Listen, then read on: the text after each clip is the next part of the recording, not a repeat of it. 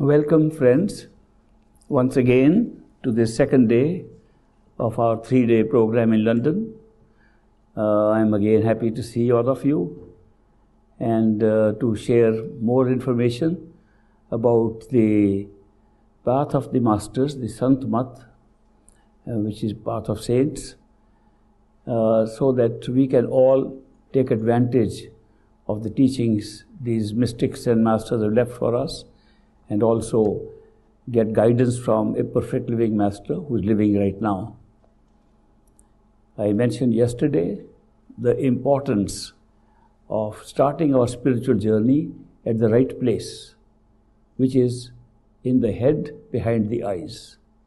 If we start our journey anywhere else, we will not be going in the right direction or in the right place. So it's very important that we start our journey right behind the eyes, in the head, by treating this body of ours as a house, as a building, as a place we live in. And this has several floors.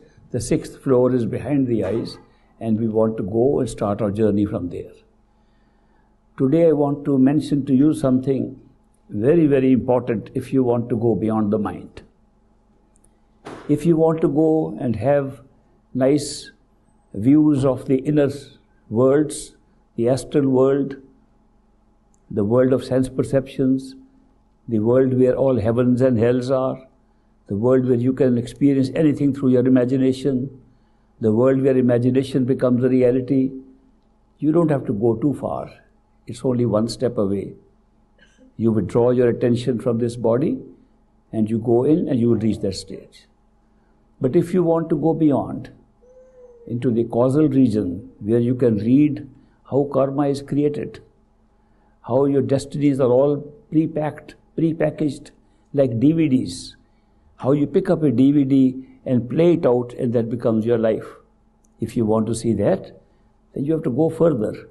And there are a few masters available in this world who can take you there, because they take you beyond heavens and they take you to the causal region, which contains the cause of all things that have ever happened within our knowledge, ever happened within what the mind can contemplate or the senses can perceive.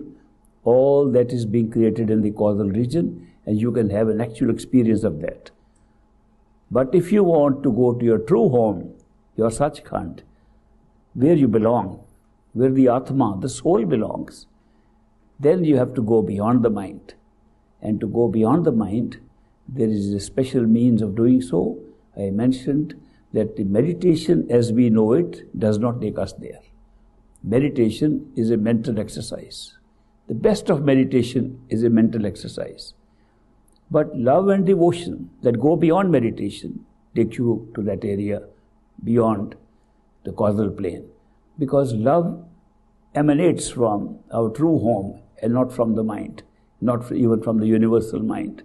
So that is why love can pull you from there. If your beloved is here, the one from whom love flows to you and whose unconditional love you can experience, he can take you beyond the mind. Now today I want to tell you a link that exists between ourself here and our true home and is never broken.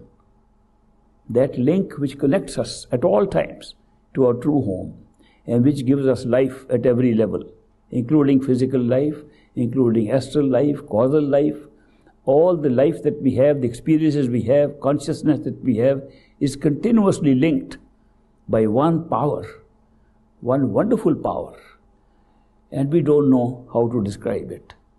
Nobody has ever found any language to describe that power, because that power creates the power itself.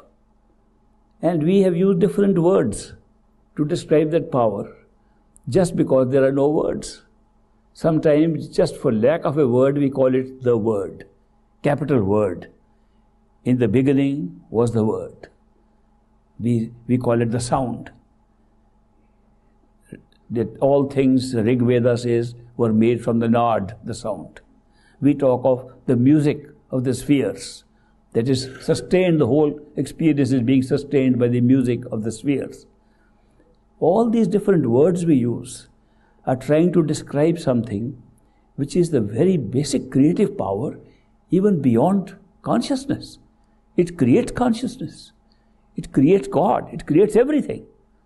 And this is an amazing power that remains with us continuously without break, no matter what experience you have. When you go to sleep, you are unaware of your body, but you're still aware of yourself. When you move about in a dream, your body is lying in bed. Physical body is lying in bed. You're moving around in a dream. And yet the one who is moving around is the same self that is sleeping. When you wake up, you cannot say that was somebody else that was moving around. It's the same self. The self never changes because the self is made up of that power which is continuously linked. You go to a higher level of consciousness, your form changes, everything changes, you even become formless, yet the self remains the same. I have often mentioned this story of a Chinese philosopher, Fa Hin. Fa Hin had a dream in which he felt he was a butterfly. And he was flying in the garden and going from flower to flower. Those flowers were so beautiful. There was light coming out of those flowers. He had never seen that kind of flower in his life here. And he felt this was more real than anything he had ever seen. But he was a butterfly. He was not a human being. So when he woke up, he said, what kind of dream was it? It looks like that dream was more real than this world. But in the dream, I was a butterfly. I am not sure now, he said. Am I Fa Hin, the philosopher, who had a dream that I was a butterfly? Or am I really a butterfly, now having a dream that I am Fa Hin, the philosopher? So he told his friends, I had a strange dream in which I was a butterfly. And the friend said, that's impossible, because butterfly is so different from you. How could you think that you could be a butterfly? You should say, in the dream, you saw a butterfly. He said, I never saw a butterfly. I saw the garden. I saw the flowers. I was a butterfly. I never saw myself. I had the eyes of the butterfly. And therefore, how could he still be the same Fa Hin in the form of a butterfly, where the form has completely changed? What has not changed is the persistence of the self, that is the same self that was a butterfly and the same self that was Fa Hin. In a dream, no matter what form you take, is the same self. You go to the highest levels of experiences, everything can change. The whole world can change. You can go into higher levels of consciousness, the self will never change. You will always know it's the same self who was in the body, the same self who had a dream, the same self who has gone to higher levels, the same self as in totality. Self never changes. What is sustaining the self? What is making the self unchangeable, no matter what the experience around it is? What makes the experiencer completely permanent, immortal, no change at any time? What is that which is making it so powerful? Is the same power which we call the word, we call the shabd, we call the naad. It is said, shabd creates the shabd. Shabde dharti, shabde akash, shabde shabad bhaya prakash. That Shabad created the whole universe we see, but Shabad has also created itself. That this kind of a power can't be explained. Then how do we reach that power? How do we know about it? How can one talk about it? The reason why we can talk about it, the reason why we can use words like Shabd, words like word, words like music, words like inner music, celestial music, the reason for using these words is, at the physical state where we are sitting in the physical body, that Shabd, that power, that creative power can be heard. It's audible. It's an audible sound. And that is why we can call it with these words. Then that is why we can use this language. So that power, which can be heard within us, emanates from the self, comes from the self. When we meditate and put our attention behind the eyes, like I was talking yesterday, how we can do it, a little concentration of attention where you can partially withdraw your attention from the body makes you hear the sound inside. it enables you to hear the sound of your own self. And the self, if there was no creation, the only existence of the self will be in that form. So you are able to hear your own self. Now what is the advantage of hearing your own self? The advantage is that then the self pulls you to itself. Instead of your trying to go somewhere, instead of trying to meditate to achieve something, you are pulled by the very nature of yourself with the advantage that the self is emitting music or a sound which you can hear. So listening becomes a very important part of our meditation. Listening is the most important part of meditation. When they say that you should repeat words of Simran or mantra, then you say you should. It is not the speaking that will take you anywhere. It's the listening to what you are speaking that takes you there. Even then it's listening, not speaking. If you speak and don't listen to something else, nothing will happen. It's only when you listen to the words you are repeating, it has any significance and meaning. Why is that? Because in our anatomy of consciousness, in the way consciousness is built into our system, the soul that is our true reality, is always a listener. And the mind is a speaker. Remember that. At all times, every time you listen to something, your soul is listening. Every time you speak anything, whether in the head or outside, your mind is speaking. Mind is the speaker, soul is the listener. A good combination. Therefore, soul never speaks. It's not necessary. If it has to say something, it uses the mind to speak. It does not use any language. It is beyond language. The soul's communication is beyond language. It uses the mind to create languages and speak in language. So when you are meditating and you want to reach your own self, then you listen. And the one who is listening is yourself. That makes it very simple to understand who are we then. Since our mind and our soul are so interlinked, joined together in such a bond that we can't even separate it. And we continuously believe that it is the soul that is thinking, it is the soul that is talking, the soul is expressing its living state. But that's the mind, continuously. The soul is empowering the mind to do it. The soul is making the mind alive. The soul is making the body alive. The soul is making our sense perceptions alive. It's the life force that empowers all these, makes them alive. But it does not participate in any of these things. It listens and it sees. It can see and can listen. The listening power we call Surat, and the seeing power we call Virat. Virat and Surat belong to the soul. The speaking is all left to the mind. The collection of data through sense perceptions is all left to the covers upon the mind and upon the soul. But the soul itself is listening and seeing at all times. So that's a good way to know who we are really. That we should not mix up our things with anything that we are seeing as an object.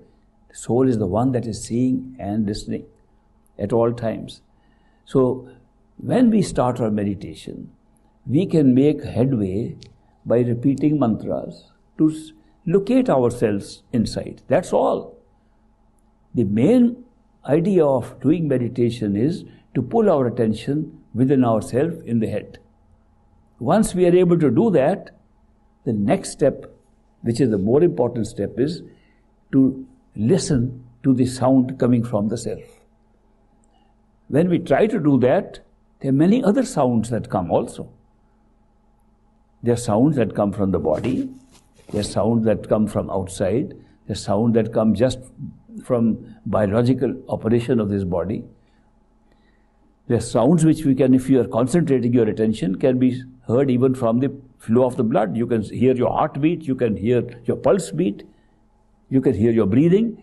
There are so many sounds that are distracting and can cause you to divert your attention. But the sound that ultimately picks you up, the sound that pulls you to the self, comes from the self, comes from the center of where you belong, comes from the center behind the eyes.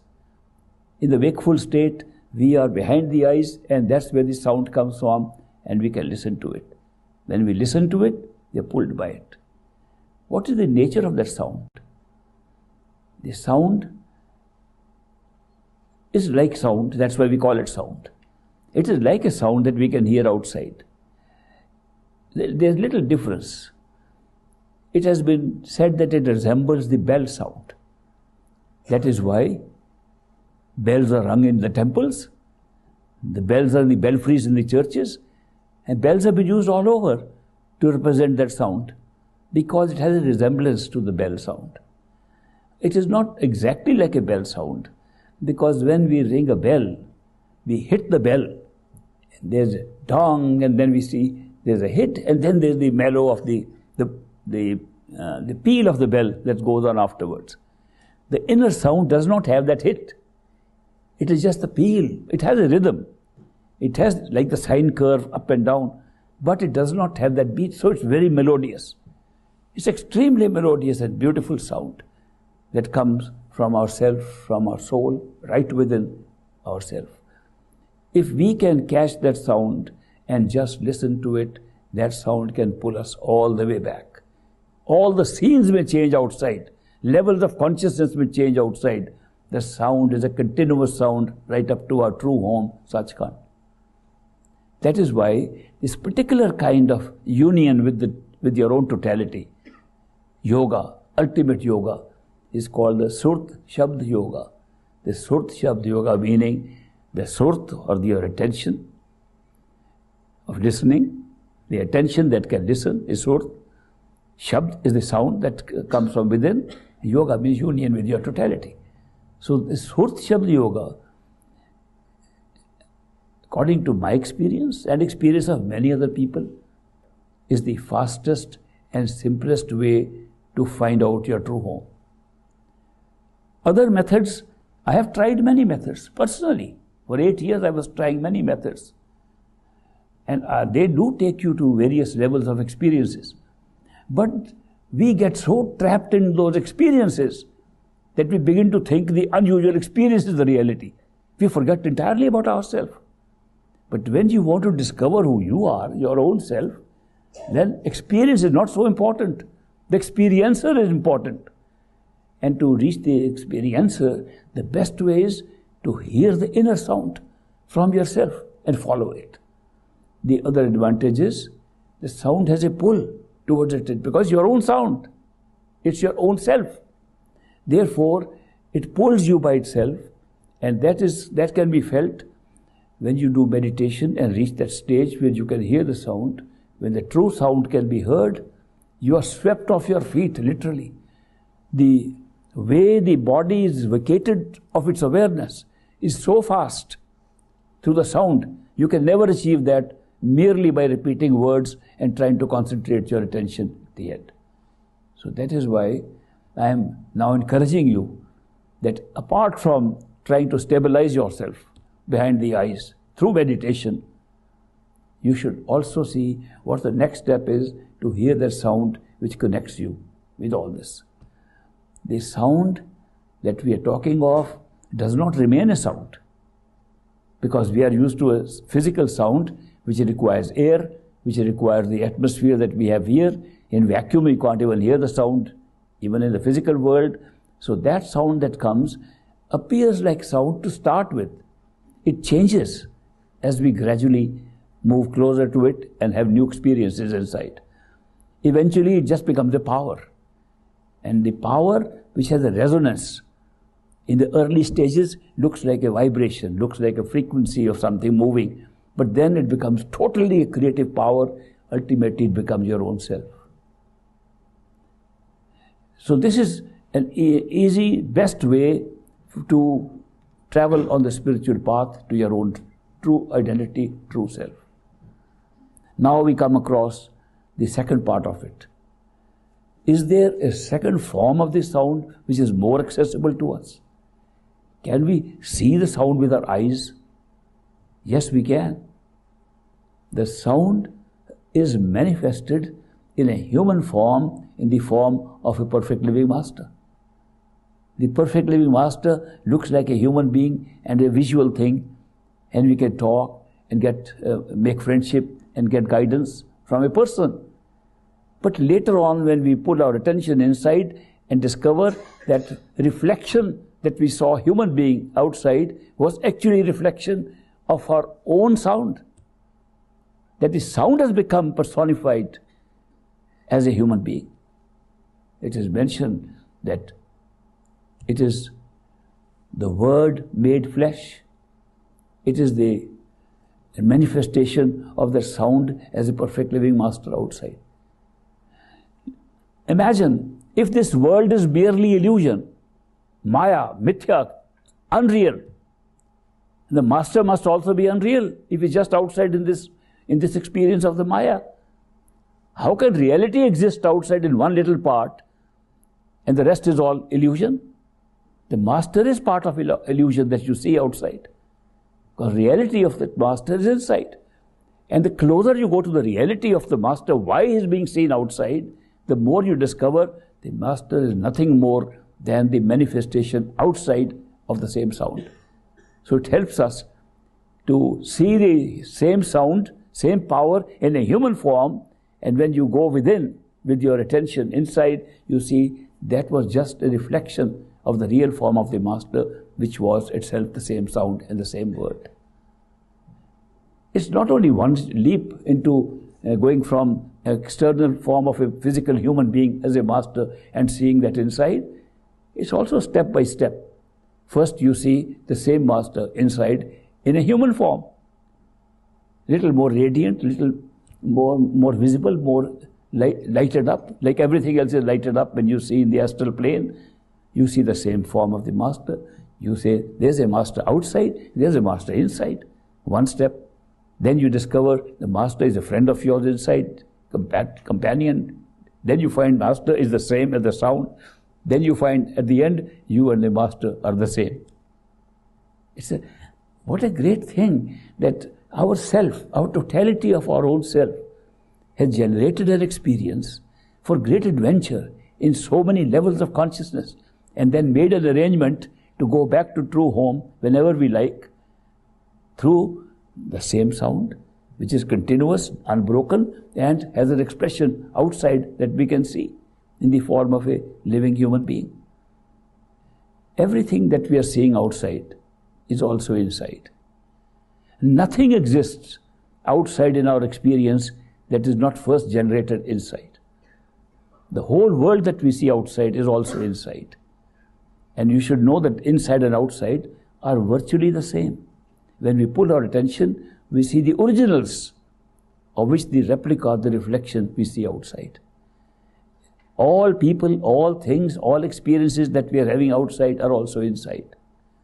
And when you see the original of them, then you discover it's merely a reflection that we see through the aid of this strange sense of perception, that we create sense perceptions and put the inside out.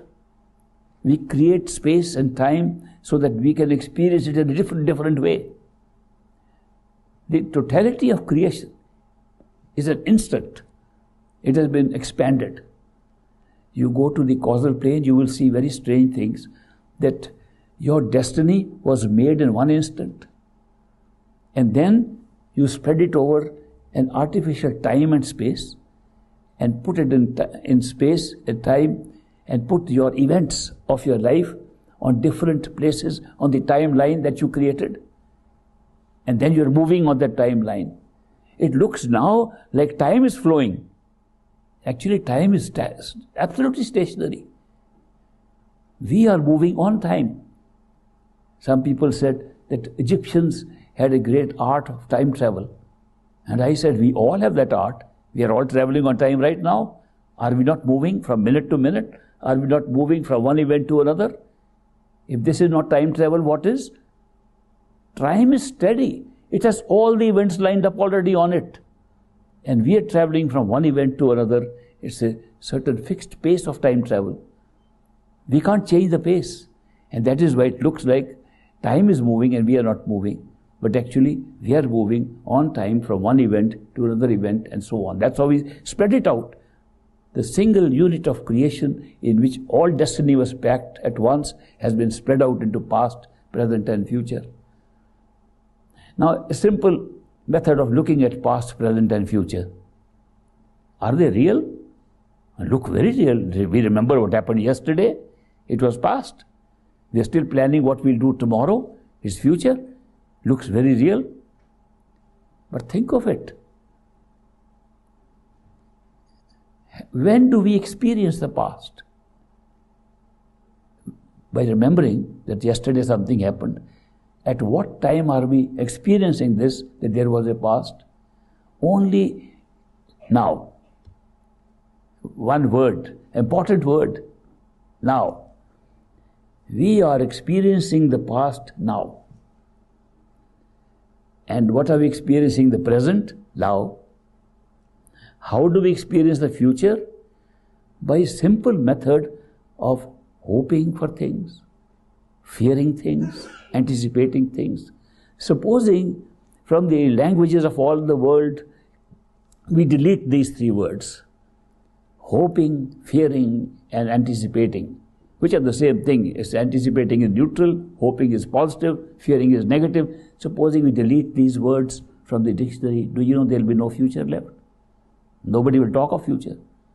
Future will be created by these. And when do we hope? When do we fear?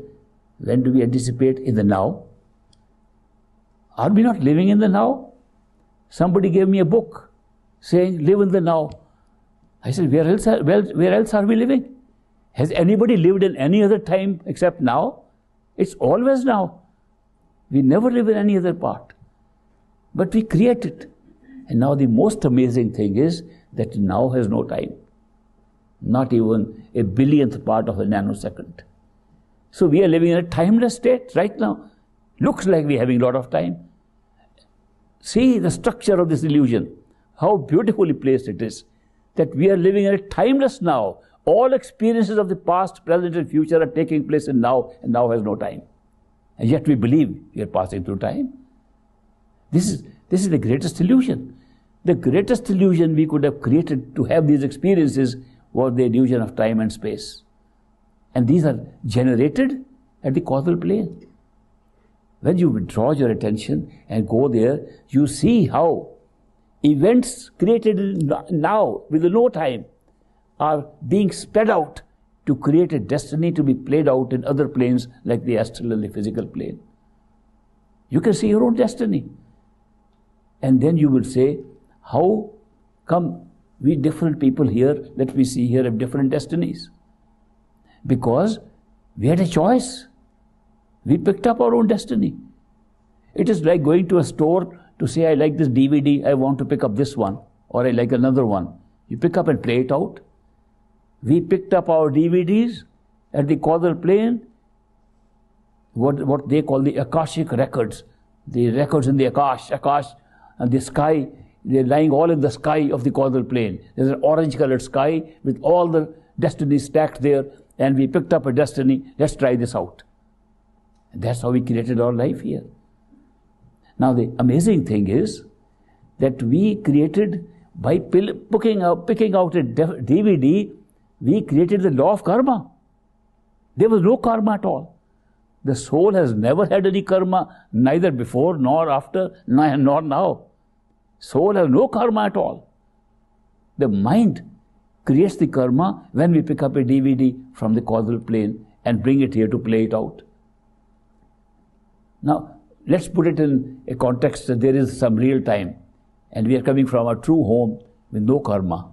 Soul is coming and for adventure says, okay, let me try out a new lifestyle. Let me see what kind of life I can lead, and comes and finds a large number of variety of packed lives, and it picks up one and brings up and comes to the astral plane, and from there comes to physical plane and is born here.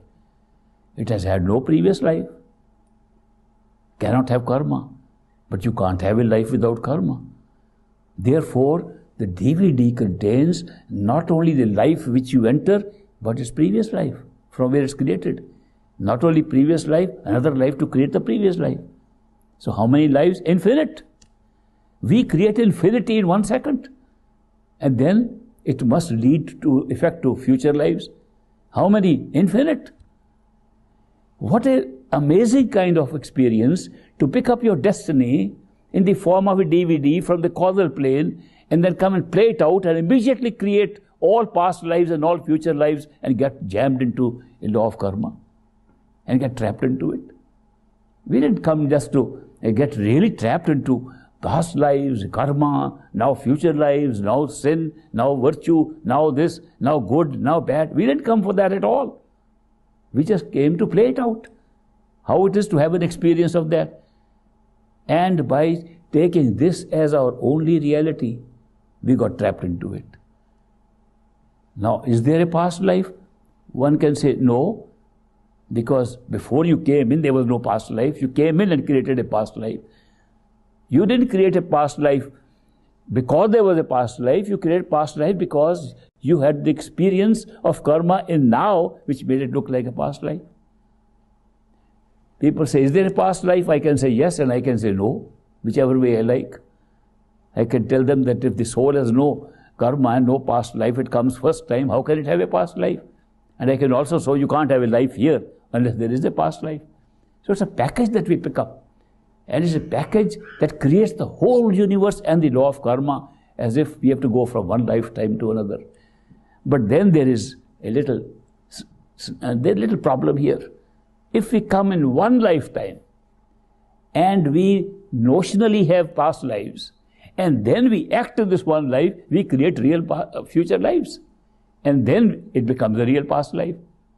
Supposing we came 1,000,000 years earlier to this experience with no past life, and then we kept on thinking we have a past life and work on it, we have by now created many real past lives. And therefore now it has become a reality. At that time it wasn't a reality when we started. So these things, if you want to see the source of how destiny is created, that's the point to go into. And you can all go. It's not something reserved for some people. I must tell you, the spiritual path is open to all human beings. It's a natural gift given to us.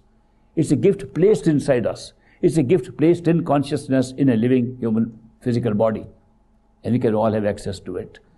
Therefore, when you see the nature of this, how the experience is being generated, you are left speechless.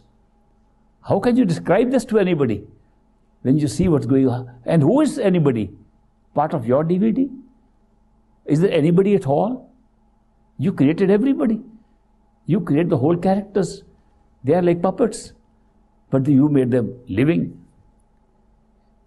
Do you know how easy it is to make a puppet into a real living thing?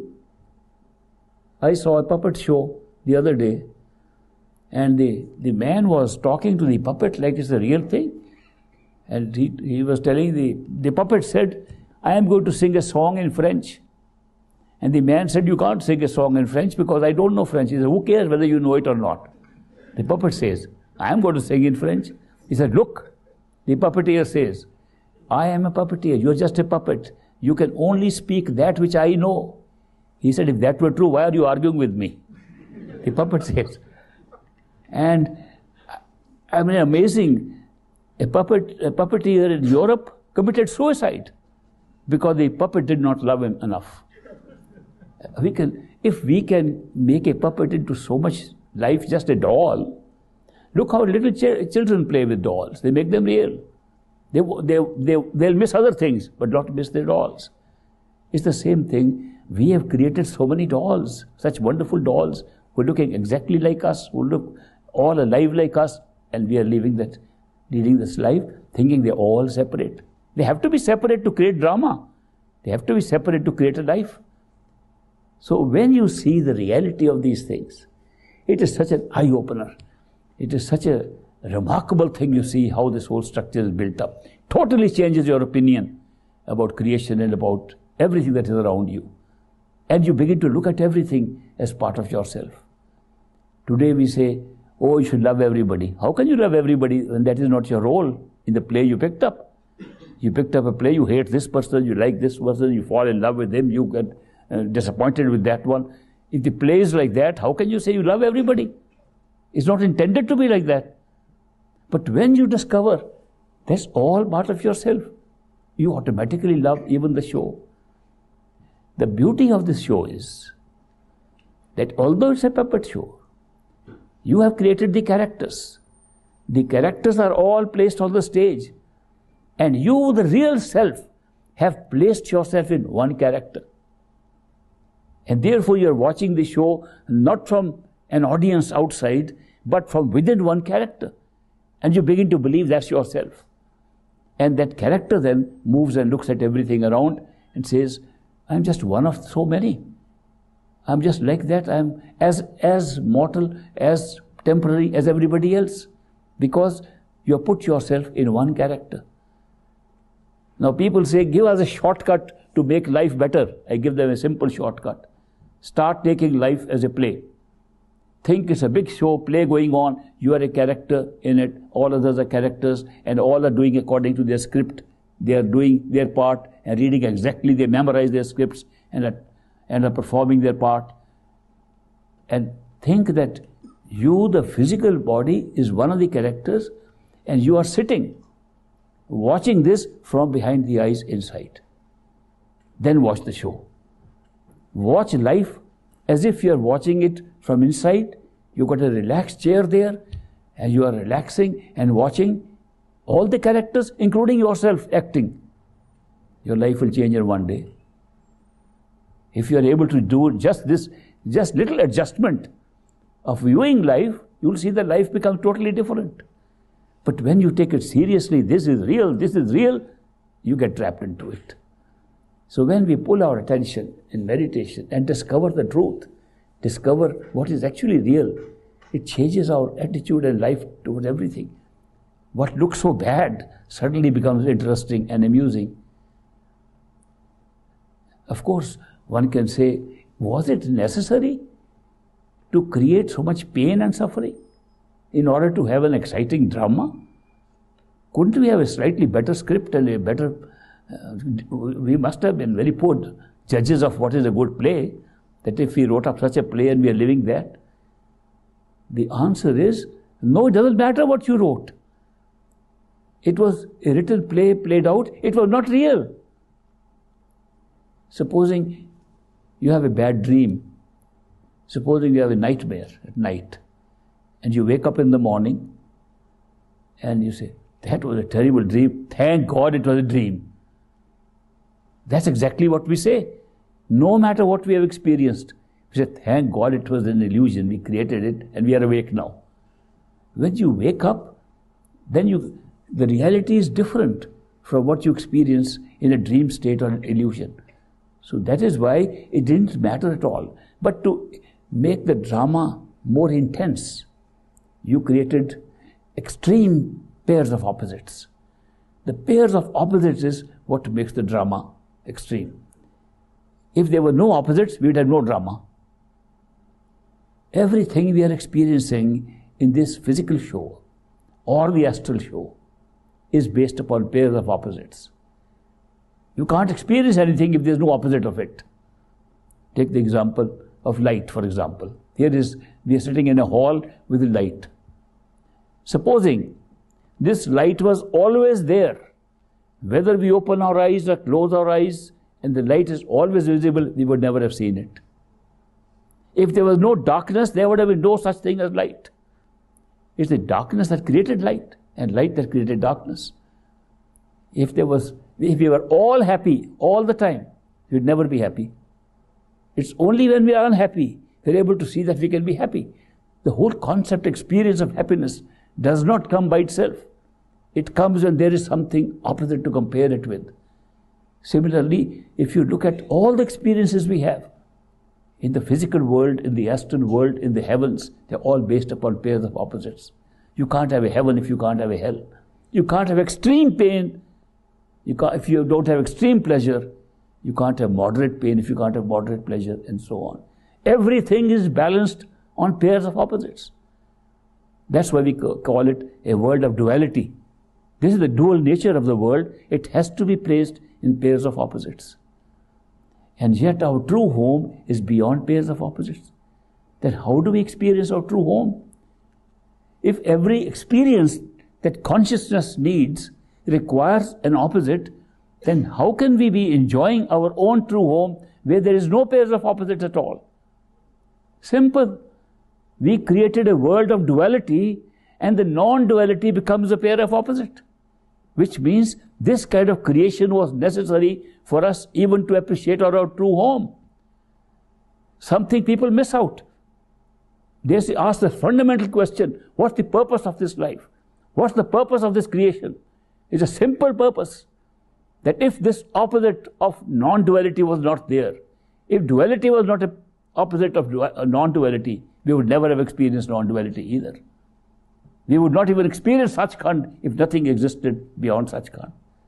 So we forget this, that there's a whole method in this madness of creation, that the whole thing, including that which has no pairs of opposites, had to be experienced by creating an artificial world, artificial creation of opposites.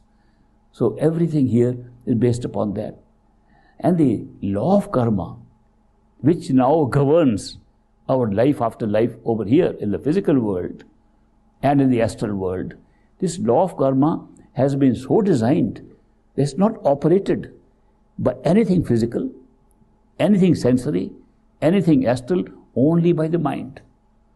The law of karma is operated by the mind, created in the mind, operated in the mind, paid off by the mind. Whole system works in the mind. What action you do here is not governed by law of karma. What your mind is behind that action, the intention behind that action, creates karma. And the karma is of three kinds. You must have heard about it, that the karma is that which makes you get born here, a past life karma without which you can't take birth here. What parents you pick up, where you are born, what location you are born, what environment you are born, all that is based upon past karma. So therefore, there has to be some carryover from previous karma to create a life here. What we carry over from there, we call it pralabdha, we call it our destiny, our fate. We have been born with it. We have no control over it. We had control in the past, maybe, but not now. Now we are born with a destiny, with the pralabdha, based upon past karma, and we have to go through it, no matter what. Because all the events of our past life coming as our pralabdha, as our destiny in this life, are already fixed. Where we will be born, where we will die, what accidents we will have, who we will meet, what interaction we will have, where we will get disappointed, where we will feel happy, where we will laugh, all fixed already. This is our destiny. But then in the destiny are left little gaps of very strange kind of experience we called Karman karma, where we make new decisions. That is different. About 70 to 80% of our life is pralabdha. 70 to 80% of all our life is totally fixed beforehand. And we have no control. Even while we are sitting here, we know we have no control over those things. A man is born in a certain city, he can't say, I could have been born somewhere else. No choice. His death takes place, he couldn't have determined where it will take place. Similarly, so many events over which you had no determination, which you never thought of.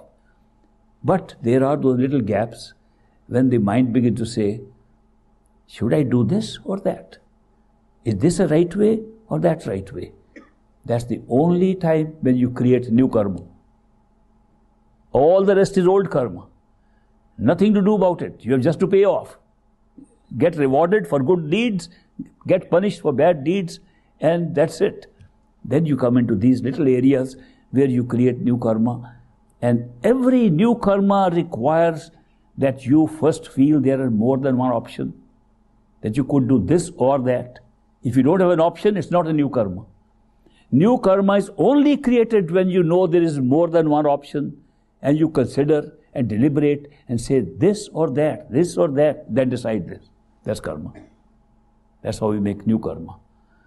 The new karma immediately has an implication and the result, which can be good or bad. What makes good or bad? Our mind has a certain section called conscience. It's the moral side of the mind. It creates good and bad. And The conscience sitting inside our mind, in the thinking mind, when we do something, says that was good. It's a commentator. Says that was a good thing. How is it determined? Not by its own volition, but by the rest of the karmic connection with society, with other people. The society in which you're growing up sets up the standards of your morality. And they say today this is good, this is bad. After 100 years they're all different. Every time, every society, every different country has different morality. Your conscience is accustomed to use the morality where you are born and where you live. So your conscience says, this is good, you are rewarded for that.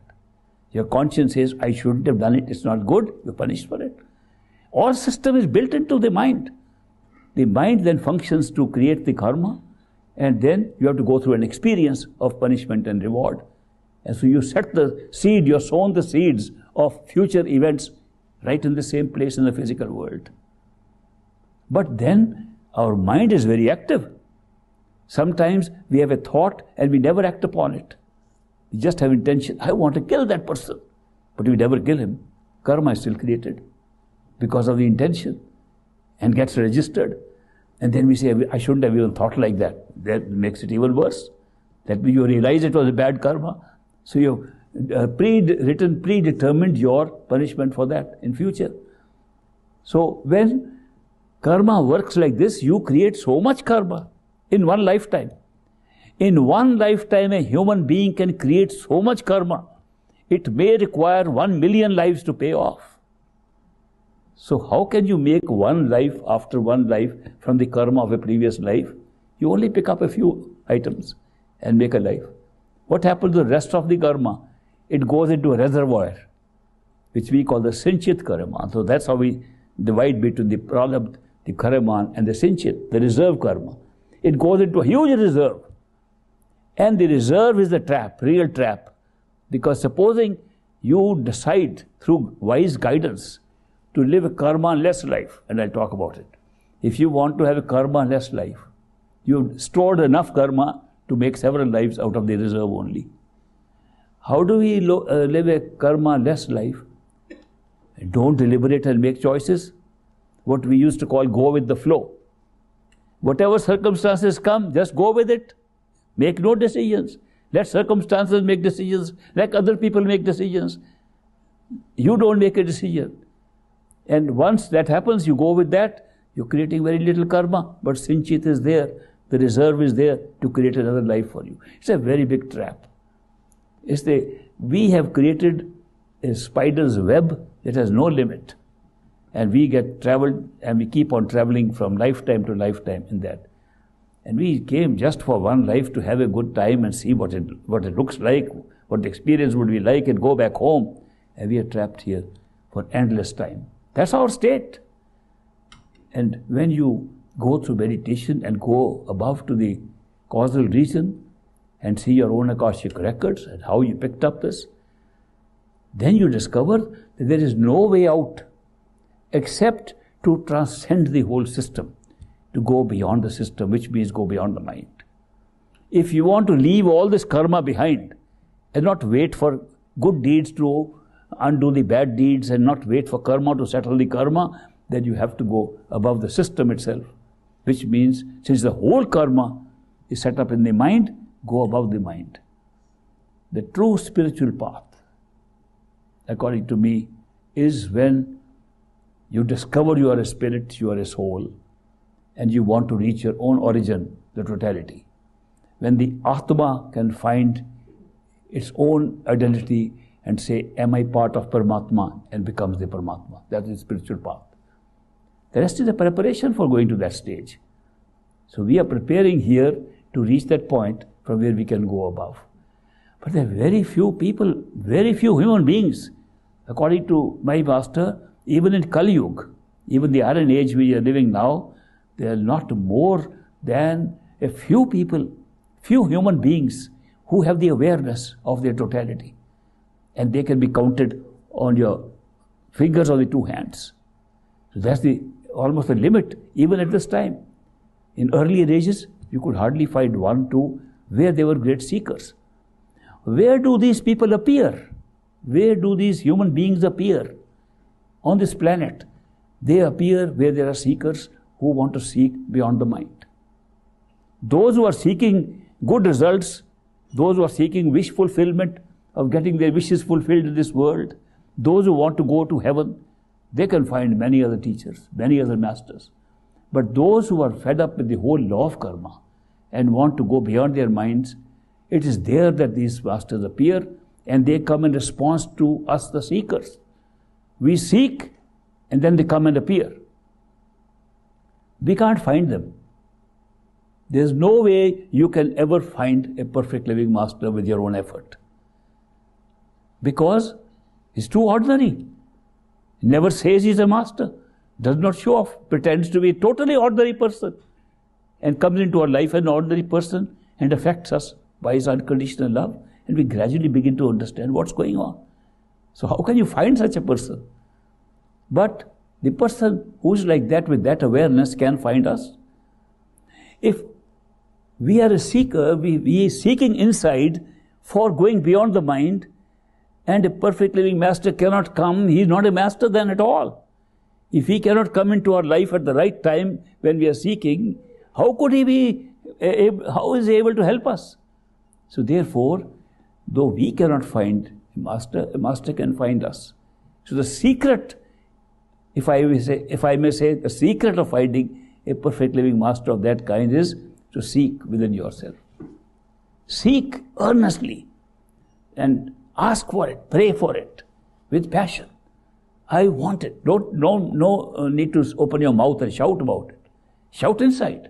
Shout inside. He'll appear in your life by coincidence, by circumstances, by strange kind of coincidences. You will wonder how this happened. Sometimes it will be such a strange coincidence, it will be quite different from your own search. That your search was in one direction, it turned up from somewhere else. So these are the amazing experiences we have, because such a perfect living master works from a level of awareness where he knows us. And he knows we are part of the same one. And that is why this kind of drama of a perfect living master coming into our life comes up. I remember somebody recommended to me to see a movie called Inception. I don't know if any of you have seen that movie, Inception. In that movie, they show that you can go into a dream state and have a different kind of dream and not connected with what is happening in your wakeful life. And then you can dream within a dream and have an even different experience. And then you can go have a dream within a dream, third dream, and totally different experience. I like that movie for 2 or 3 reasons. One was, in that movie they mentioned that a 10-minute of dream can create the first dream in which you live an hour or 2. That means the time frame is different. You can expand time by going into a dream state. And when you go from dream to another dream, the 1 hour of first dream creates a whole lifetime of 50 years in the third dream. So that is beautiful, because that's exactly how our dream state has come about. From 0 time, we are not in the third dream, in the 6th dream. In the 6th dream, we have created the whole permanent space and time of this universe. The second good reason I like that was that every person who goes into the dream wants to make sure he can wake up, and carries a totem in his hand, a little piece that can pierce the hand, and the pain of it wakes you up. And that's exactly what happens here. That when you feel you are fed up and want to rise to a wakefulness from here, from this physical state of experience, you feel the pain, and the totem is the perfect living master who appears in your life and wakens you up. So there's a lot of similarity I saw, and therefore I like that movie. I don't normally see many movies, but somebody recommended, I saw. So you will notice that the time frame is so different. They did some experiments on sleeping and dreaming in the United States. In the 60s, when I first went there, I attended some of those seminars on studying dreams and sleep. And there I found that a person can have a short dream of 7-8 minutes and live a whole life in it. Not only 1 hour, not 2 hours. A person who actually, a subject, saw he was born somewhere, little child growing up, going to school, He got studied, got a graduation, got married, had children, became grandfather and died, all in 7 minutes dream. The actual experience was of a whole lifetime. But when they measured it, the actual time, and how were they doing? They placed electrodes and all that on the body, and they were watching, cameras were watching the eye movement, the rapid eye movement, and they found out when the rapid eye movement is there, the person is dreaming. They'd wake up in the middle and ask the person, what are you seeing? And they describe the middle of the dream. And then they go to sleep again. In the morning when they wake up, they say, we had no dream at all. Then they play the audio tapes that you told us these things while you were sleeping. 99% of our dreams we forget on waking up. So we never know we dream. But we all dream every night. It's a necessity for us to dream. It's a necessity, it's an emotional catharsis for us to dream. Without that, we'll be so tensed up, so stressed up, we wouldn't be able to live in this world. So dreaming is a great art of relieving our tensions and relieving our excess of emotions. And same thing happens when we go to see a movie. And dream is like going to see a movie. And this dream we are having is also like to go to see a movie. From our true home, we came to see a movie. We are taking the movie so seriously because we became part of the character in the movie. So that's how we got trapped here. When you go to see a movie, you know it's unreal.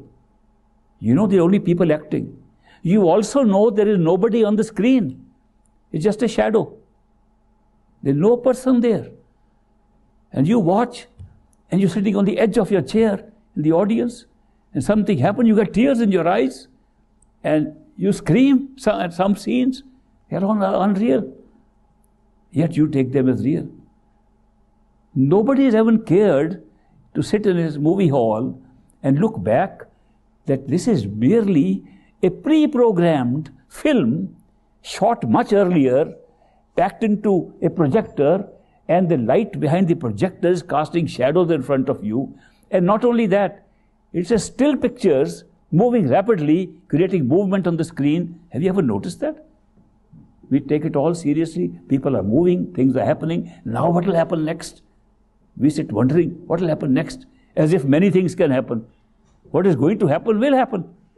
It reminds me of a villager in India who first time came to see a movie, an Indian movie, in which by chance there was a scene where a girl takes off her clothes and takes a dip into the water. But before he can see the nude girl, a train comes in front. And by the time the train goes, the girl is already in the water. That boy went 20 times to see the movie, hoping that one day the train will be late. Do you know that's how we live our life here? There's no difference. We are in the same state. We are constantly thinking things will be different. They are never different. But we don't see it like that. So when we go to see a movie, why do we cry and laugh at a movie? Why do we take it so seriously? The reason is, it was explained by a Greek philosopher, Aristotle. Aristotle explained the importance of drama. There were no movies in those days, but drama was there on the stage. He explained the importance of drama in our life because he said when you see drama and see the characters, you identify yourself with those characters. You begin to see as if it is your life. Although they are acting, but you are not acting. You are being affected by the drama because you take it that this is like me, this is like me. What happens according to Aristotle? The value of a drama is it leads to a purgation of the excess of emotions. He called that a purgation of excess of emotions, and that's how it makes you sane and normal. The drama is so essential according to him. And then he says that why do we then take the drama as real? He said, to translate his exact phrase from Greek, he says, it's a willing suspension of disbelief. We would normally not believe, but we willingly at that time suspend our disbelief. So for the sake of removing the excess of our emotions. That is true of all drama. That is true of this drama we call life. From our true state, where we are in the causal plane, this show that we set up here in the physical world is to remove the excess of our strain of emotions that is built into us, into our personality. Consciousness as the power that creates experiences has created all kinds of experiences possible. It has created worlds after worlds.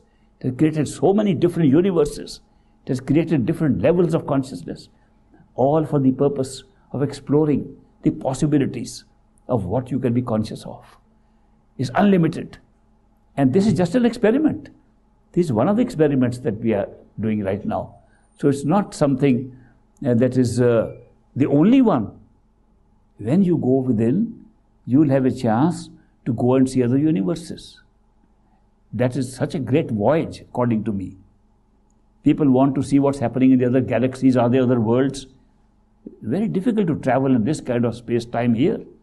People are trying very hard to warp the space and bend the time and join it together and do various kinds of things. We are very, very far off from that, if scientifically it is possible. But within, at the astral plane, you can have access to travel this universe and other universes. This universe, because what I call the astral plane. Astral plane is when you become unaware of this body and your other body opens up, it can still see the universe. It can see this universe also. It can see another universe also. The two universes are overlapping. Not all, completely. Part of it. This universe, the physical universe, in its entirety is like a globe. It's because you can go in every direction. Supposing there is a object in which from the center you can go in every direction equidistant, it will become like a balloon, it will become like a globe. This universe in which we are living here, in every direction, is infinite. Therefore, it's like a globe. If infinity we count as a number, then this is a sphere. We are living in a sphere.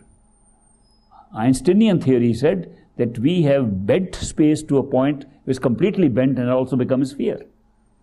So whichever way you take it, it's a sphere. The astral world is also a sphere. And only part of it overlaps the sphere. So when the overlap takes place, one sphere places on another sphere of experience, in the middle a fish-like area occurs. And this fish-like area is where the overlap experience can take place, that you can be in this world and also in the other. When people die, they are in the overlap. And so many times we say, the spirit of the dead person is still here, moving around. And that is true. Because immediately after death, we are so connected with this world, we don't run away somewhere else. We're still trying to find solace, find connection right here. Therefore, even in disembodied state, in the astral state, we still roam around here in the astral body, and that is all in the overlap stage. We call such spirits ghosts, spirits.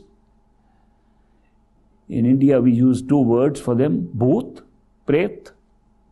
The distinction between bhoot and pret is that bhoot we call those spirits which are hovering around looking for something they couldn't find. They roam around, they fly all over. First time they find they can fly easily, which they could not do in their human bodies.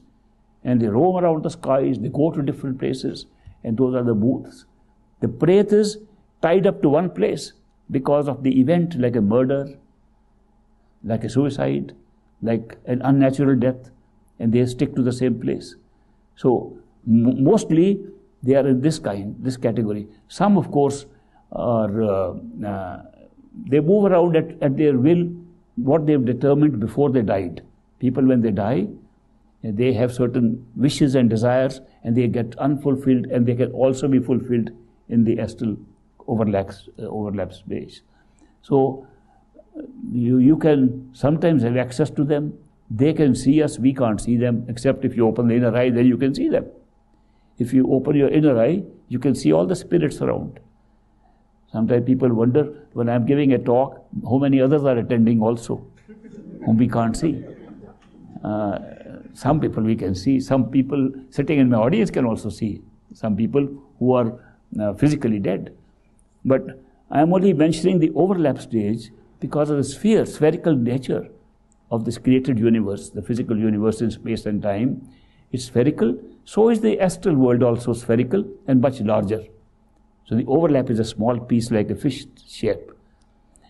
The astral world is also then overlapping the causal world, where time and space is created. That's another bigger sphere. So a big sphere is a smaller sphere and a third sphere, and two overlaps. They look like two fish.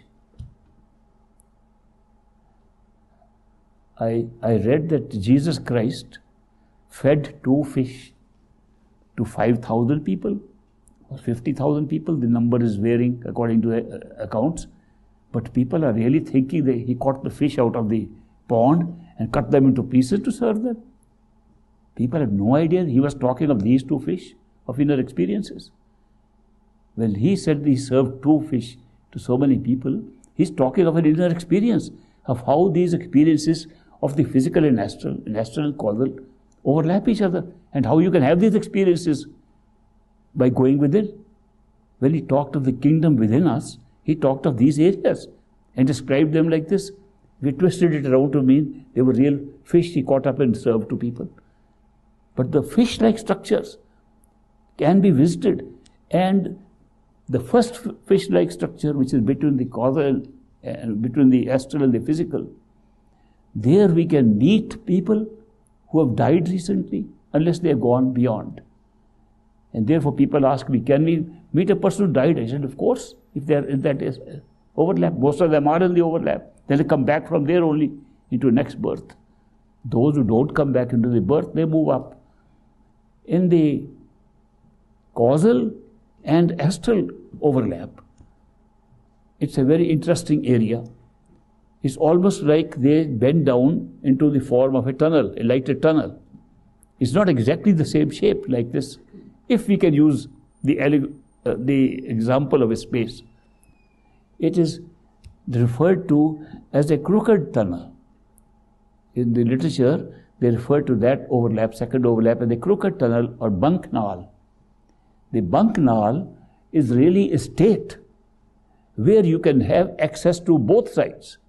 If you move from there below, you come back to astral. If you move up, you go to causal. From there, you have access to both sides. So it's a very important stage in your spiritual experience when you meditate and go to that state. And there are many souls enjoying that state of the bunk null. Of course, above that, the whole creation ends as we know it. The three worlds end there. The causal plane is the end, the top. After that, there's no space, no time, and there's no mind, and there's no thinking. None of this stuff is there. Only the pure soul discovers itself that it was the cause, it was the empowerment, it was the life force that made all this possible.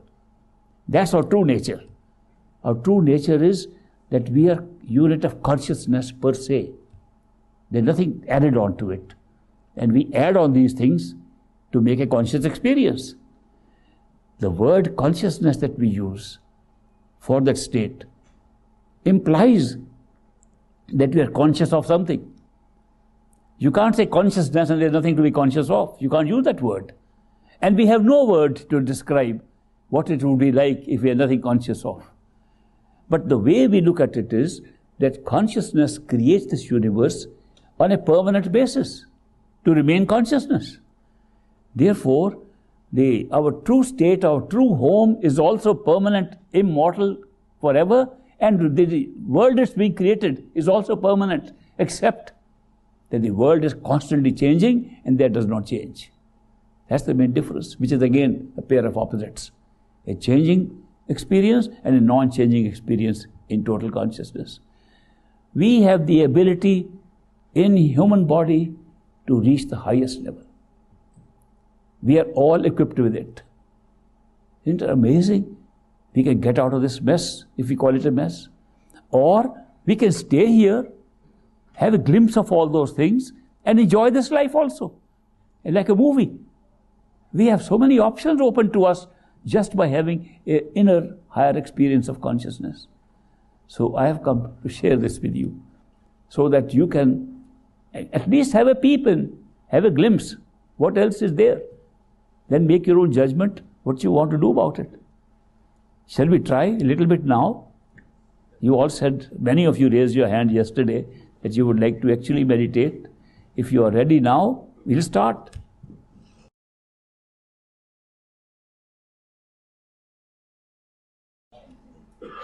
How many of you could actually do this? How many of you enjoyed this?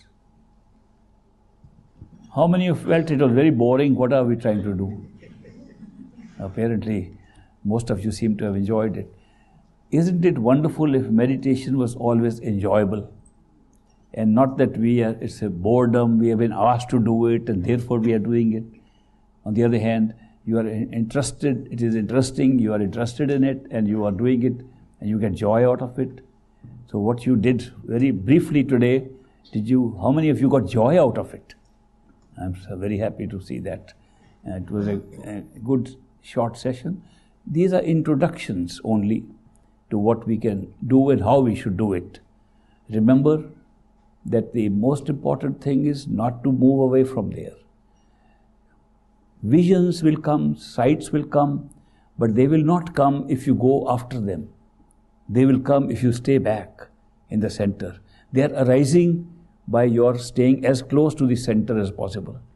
When you stay behind the eyes at the center, all these things start coming up there.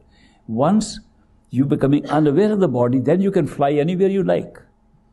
So, tomorrow we'll fly. How many of you are coming tomorrow? Okay, we'll fly tomorrow. All right? We'll have a break for lunch. Enjoy your lunch, and I'll come back in the afternoon, see you again.